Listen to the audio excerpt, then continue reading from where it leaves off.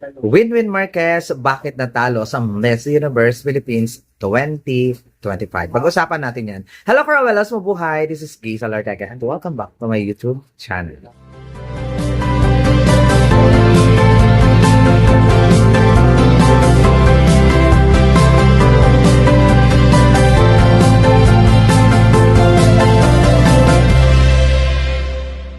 Hello! Kamusta po kayo lahat? Good morning, good afternoon, good evening. Anumang oras kayo nanonood sa akin ngayon.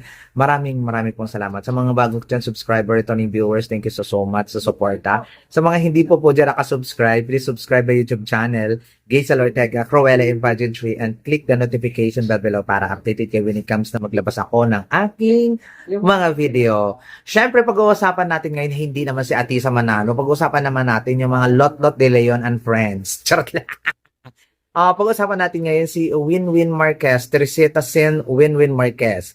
Kung bakit nga ba siya na talo sa kompetisyon sa Miss Universe Philippines 2025. May kulang nga ba or nasobrahan nga ba or whatsoever or talagang hindi lang sa kanya nakatadhana.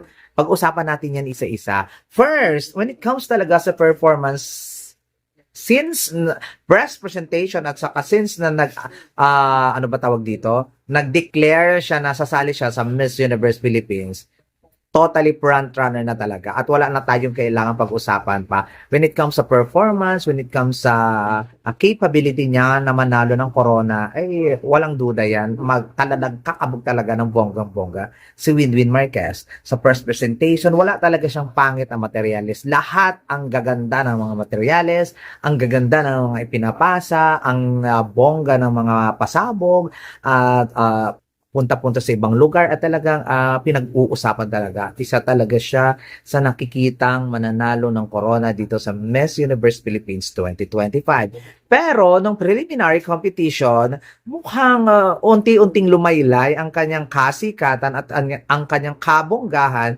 kasi nga parang hindi nag-a-align sa kanya ng bonggang-bongga yung mga stars ng universe. Kasi akalain mo naman na parang hindi visually pleasing na maganda ang kanyang evening gown. Hindi rin maganda yung mga eksena niya. Kumbaga parang nag-lie low siya ng very very light. O kaya I don't know kung anong pagkakaintindi ko. Yung parang parang hindi umaayon sa kanya yung tadhana na unti-unti siyang nalulukob ng mga bonggang-bonggang mga kandidata. Just like Sultan Kudarat, si Niloan Laguna, and Katrina Ligado. Kumbaga yung pagka-front runner niya ay mukhang may nakakasabay na sa kanya when it comes talaga sa performance. So, nung finals, gano'n na nga yung nangyari. Parang nawala talaga sa kanya yung alignment ng star agad. Kasi napapansin mo na hindi siya stand out, na hindi siya yung, alam mo yun, pag tinutukan siya ng camera ay wala nga. To be fair sa kanya nung mga ilang mga nakaraan sa mga guesting at saka mga performances niya, ay ang dami talagang nanonood, ang daming humihiyaw sa kanya. Pero nung finals, may mga fans din naman si Winwin doon sa Mall of Asia Arena. But, alam mo yun, yung pag hindi pa tinawag na Muntinlupa, ay hindi siya nare-recognize kasi nga hindi extravaganza yung mga materyales na inalaban doon sa finals. Tapos, pag tinawag na Muntinlupa o kaya makalagay na doon sa LED na Muntinlupa, saka pa lang magre-react yung tao. Hindi kagaya nila si Niloan Laguna, ni Atisa Manalo at saka ni Sultan Kudarat na wala pang lumalabas na pangalan nila, hindi pa sila tinatawag, nagsisigawan na kasi alam na alam ng tao kung sino yung lumalabas. Pero si Winwin parang wala lang siya, parang hindi pa siya palakpakan kung hindi nalaman na si Winwin yan siya. Ayun, hindi siya talaga siya nag-stand out pag maramihan sila sa stage.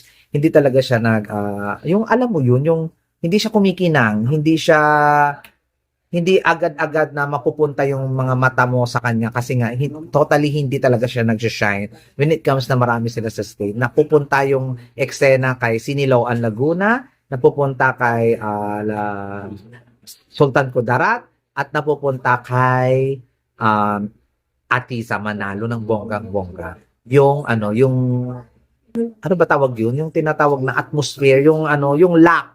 Kumbaga, parang naikot lang sa kanilang tatlo ng bonggang-bongga. Nung pumasok si Winwin doon sa kanilang casual attire ng bulaklakin na yun, na ipinakilala sila sa judges, parang normal lang siya na kandidata doon at hindi napansin na si Winwin Marquez siya. Then sa swimsuit, parang sakto lang din ang kanyang performance. Sa evening gown, na-disappoint ako kasi parang nagpalit lang ng kulay. Parang hindi sa kanya talaga bagay yung pink-pingan. Pero maganda naman yung gown.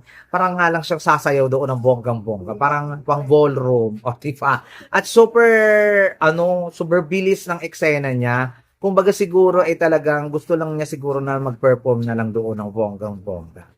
Pero umabot pa rin siya sa dulo kasi nga magaling naman talaga si Winnie Marquez. Wala siyang maling ginawa, wala siyang mga kumbaga wala namang pagkakamali, wala bongga lahat ng mga ginagawa. Lalo-lalo na yung kanyang performance. Pagdating doon sa Q&A, medyo naratel tayo doon ng bonggang-bongga. Nasagot naman niya yung first statement niya, first paragraph niya, maganda ang kanyang explanation at bongga ang kanyang sagot.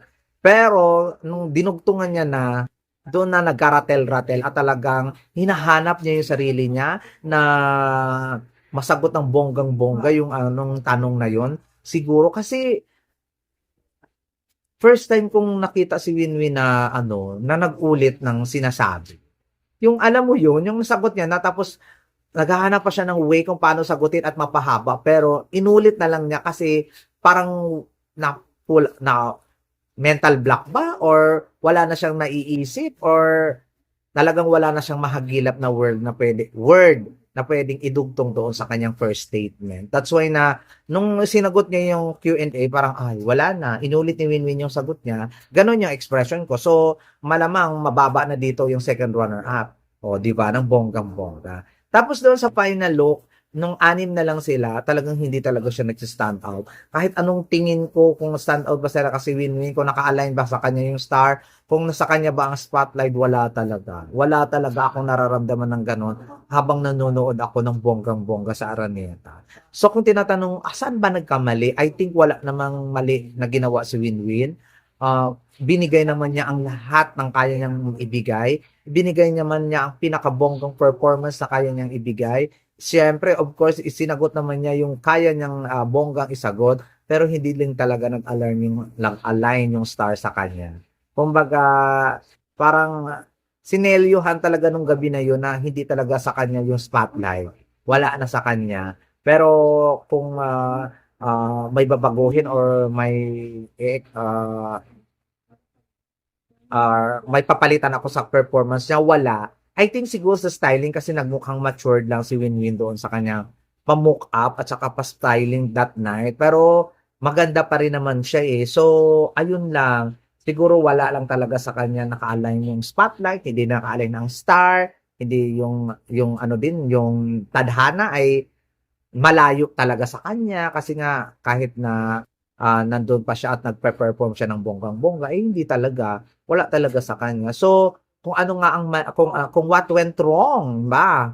So, talagang hindi talaga sa nakatadhana. At maganda na nagbigay si Winwin ng inspirasyon sa mga nanay na pwedeng sumali. First runner-up siya ngayon, malay mo, next year may sumali ng nanay na kabugera, manalo na ng Miss Universe Philippines. So, kung agree ba ako sa first runner-up si Win? Yes, I think agree naman ako na si Winwin ay first runner-up doon sa Miss Universe Philippines at wala naman na talagang corona na pwede sa kanya bukod doon sa Miss Echo. Pero dahil nanalo nga si Miss Alexi Brooks sa Miss Echo this year, so mahirap may back to back. Tapos kailangan na rin niya mag-focus siguro sa pamilya niya. Kasi doon pa lang na nag-birthday yung anak niya tapos may event yung Miss Universe Philippines, naawa ako sa anak niya kasi syempre hindi na paghandaan kasi nga yung mami niya ay busy doon sa Miss Universe Philippines event. So, ayun lang. So, sa mga nanay na gustong sumali, sa mga may asawa, dapat kung gusto talaga ninyong manalo sa competition, talagang dedikado dapat kayo. At hindi yung nasa alang-alang yung panahon at oras sa mga anak at asawa natin ng bonggang-bongga. Di ba? Pero kudos naman kay Winwin, nagbigay siya ng inspirasyon, nagbigay siya ng empowerment dito sa Miss Universe Philippines para lahat ng mga mother at mga may asawa kakabog ng bonggang-bongga sa Miss Universe pag ginawa nila ang lahat at kaya nilang gawin para sa competition. There you go, guys. Maraming salamat and thank you so much, Winwin Marquez. Nagbigay ka ng spice sa Miss Universe Philippines at na-enjoy namin ang inyong journey dito sa Miss Universe Philippines at tinalakpakan ka ng bonggang-bongga. Maraming salamat. This has been Gaisel Ortega. Paalam po.